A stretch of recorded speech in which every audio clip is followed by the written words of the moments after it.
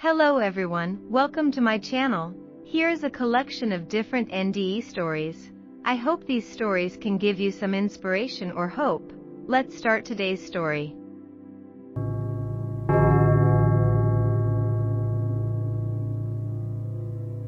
I feel that my life is unfortunate. I was very young when my father died. I grew up in good health.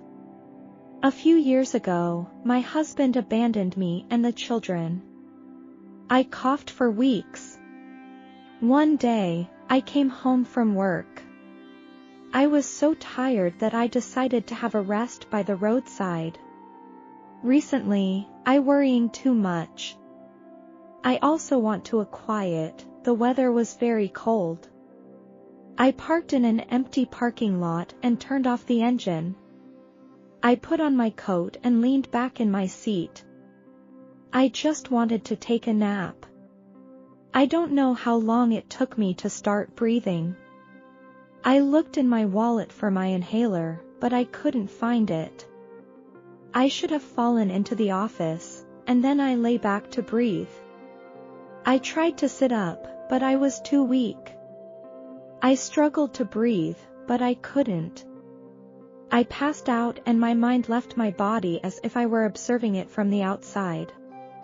I didn't look with my eyes, I just realized there was a corpse. It was struggling to find air, and getting weaker. Then the body becomes quiet. I knew the body was mine, but I didn't seem to care. It was a relief, and suddenly I found myself in a tunnel. The tunnel is made of transparent bricks. The light shone through the bricks into the tunnel. It is a beautiful golden light, people feel warmth and comfort.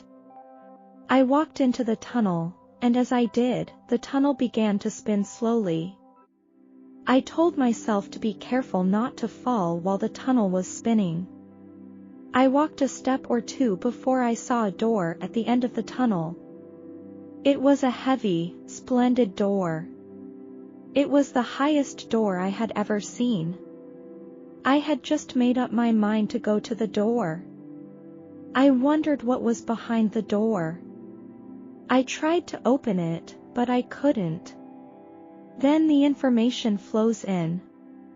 I was told that once the door opened, I would face a choice.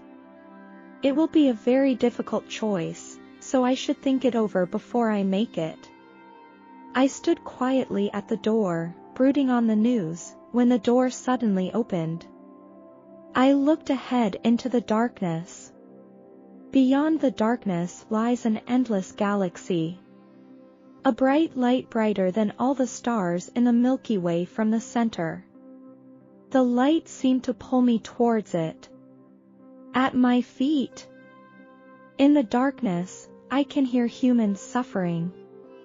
I knew they were suffering. It sounds like a busy emergency room, but the pain is obvious.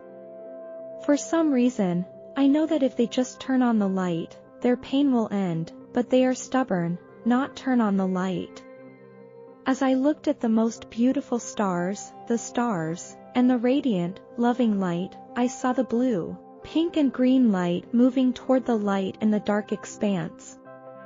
I wanted to know what they were. They are very beautiful.